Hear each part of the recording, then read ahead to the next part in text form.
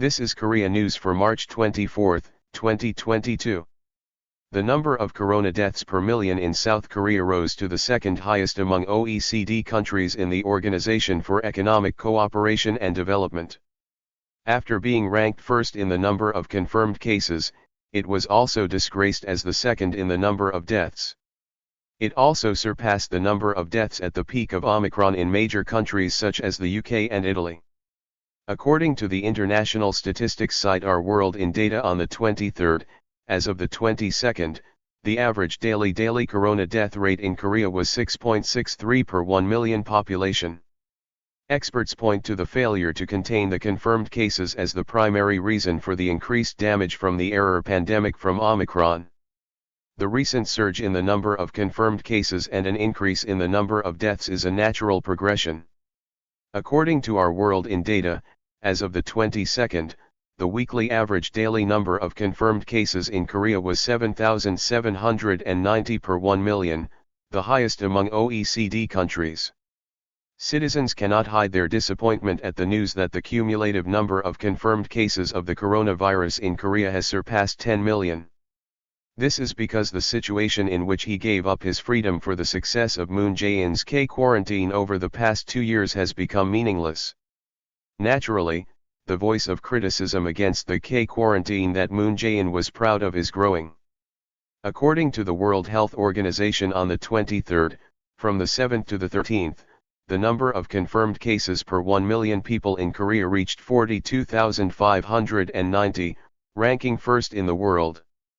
On the other hand, the number of confirmed cases per 1 million in the United States, the world's number one cumulative number of cases, was only 765. Mr. Park, an office worker, said, "In the meantime, citizens have returned their freedom and cooperated with quarantine policies while practicing quarantine passes and social distancing, but after Omicron, it feels like the government has given up." He said he was not sure what the meaning of the things he had done in the past was increasing.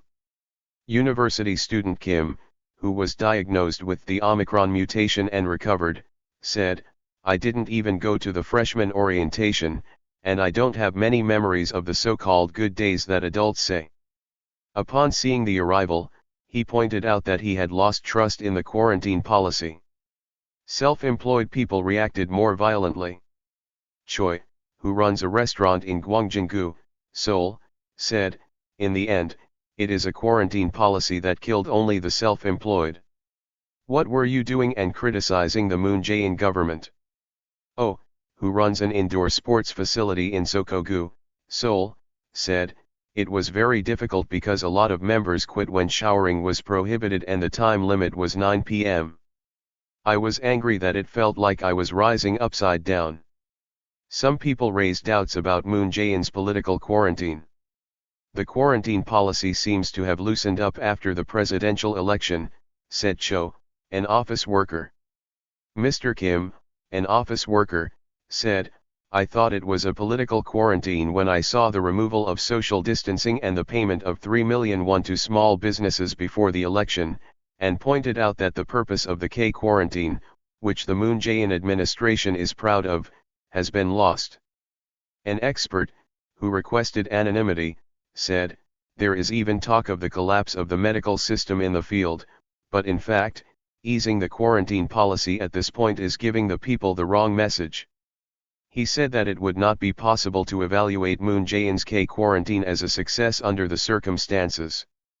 Former President Park Geun Hye was discharged from the hospital on the morning of the 24th. President Park walked out to the entrance of Samsung Medical Center in Ilwon-dong, Seoul at 8:32 a.m. on the same day and said, "I greet the people after the first time in 5 years." She was very concerned and said that her health has recovered a lot, and she greeted me with a bright smile. She continued, "I would like to express my gratitude to the medical staff and staff at Samsung Hospital who have devoted their lives to treatment over the past 4 months." President Park visits the National Cemetery in Seoul on the same day and pays a visit to the graveyard of her father, former President Park Geun Hye, before moving into a house in Dalsonggun, Daegu. He will go to his home in Dalsonggun, Daegu, and send another message. At this meeting, it is noteworthy whether President-elect Yoon Suk-yeol or the new government will be mentioned. Meanwhile, President Park was admitted to Samsung Seoul Hospital on November 22 last year and received treatment for chronic diseases. He received a special pardon on December 24 last year, and was released on the 31st of the same month at midnight. On the 2nd, I completed the report of moving into my home in Daegu through an agent. President Park arrived at Dalzong's home in Daegu at around 12:30 p.m. on the 24th, and while announcing a statement, a terrorist from a left-wing group threw a glass bottle filled with a mysterious liquid and it was temporarily stopped. He was immediately arrested by the police. In his statement, President Park said that he would do his best as a citizen for the development of the country. Regarding the relocation of the President's Oval Office to Yongsan on the 23rd, retired generals, including former Defense Minister Lee Sang-hoon, argued that there may be temporary inconveniences, but there is no security gap. The Joint Chiefs of Staff, which is responsible for military readiness in peacetime, will carry out its duties at its current location even if the office of the President is relocated to the Ministry of National Defense, they explained. Also, regarding the point that the President, the Defense Minister, and the Chairman of the Joint Chiefs of Staff were vulnerable in one space in Yongsan after the relocation of the Oval Office, he countered that, the Ministry of National Defense has an underground facility with great protection, so it is safer than the current Blue House Crisis Management Center.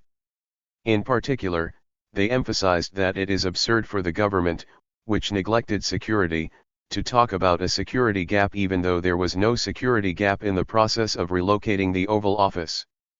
However, on the same day, the statement issued in the name of about 1,000 generals reserve service in the Army, Navy, Air, and Marine Corps, including 64 generals including former Defense Minister, Chairman of the Joint Chiefs of Staff, and Chief of Staff, stated that former Minister Lee, former Defense Minister Kwon Young-ha, and former Air Force Chief Choi Cha-jae only 26 people, including the others, survived.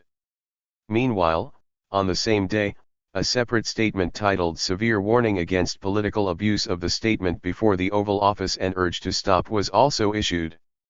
It is known that this is a revised opinion on a statement posted on the 19th by 11 former chairmen, including the 15th chairman of the Joint Chiefs of Staff Kim Jong-won, a reserve general of the Army. In a statement at the time, they said they were concerned about a security vacuum before the Blue House Oval Office relocated to the Ministry of National Defense, but this time, they said they would actively cooperate and warn them against abusing their views politically. In addition, these former chairmen of the Joint Chiefs of Staff said, the Moon Jae-in administration and the ruling party distort the opposite of the relocation of the presidential office and abuse the current situation for political purposes in the form of dividing the people, lamenting and stern warning to immediately stop this behavior. If it persists, he declared that it would take strong measures, and emphasized that we will actively cooperate and participate so that the relocation of President-elect Yoon Suk-yeol's office to Yongsan can be carried out without any problems without affecting the security posture. In particular, they said, the current government, consistent with security incompetence, such as non-response to North Korea's provocations, such as multiple missile launches, the reduction or abolition of joint ROK-US military exercises, and ignoring the atrocities in the killing of civil servants in the West Sea by the North Korean military, and the current government's security vacuum. He added that he did not have any qualifications to discuss the issue, and this statement was also reported to have been delivered to the Transition Committee.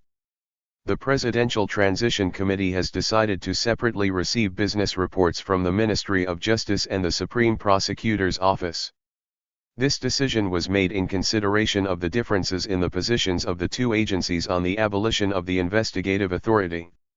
According to the Transition Committee on the 23rd, the Government Judicial Administration Division of the Transition Committee decided to separately receive the work report from the Ministry of Justice and the Supreme Prosecutor's Office scheduled for the 24th, and notified the Ministry of Justice on the same day. The Transition Committee said, in the case of the report of the Ministry of Justice and the Supreme Prosecutor's Office, it was reported that the Minister of Justice publicly expressed an objection to the President-elect's major pledges to promote the political independence and neutrality of the prosecution, and that the position of the Supreme Prosecutor was different. Therefore, I received a work report at a separate time. As a result, the Ministry of Justice reported on the 23rd at 9:30 a.m. and the Supreme Prosecutor's Office at 11 a.m. thereafter. The Transition Committee said, if the Ministry of Justice collects and summarizes the opinions of the Supreme Prosecutor's Office, there is a risk that the opinions of the Supreme Prosecutors will be distorted. President-elect Yoon Suk-yeol made a promise that he would abolish the Justice Minister's powers of investigation, including Choo Mae and Park Geun Hye, who exercised the power of investigation a total of 4 times. The Supreme Prosecutor's Office is also reported to have submitted a document to the Ministry of Justice in favor of Yoon-elect's promise to abolish the investigation and command right ahead of the Transition Committee's work report. Thank you for watching today. Please like and subscribe.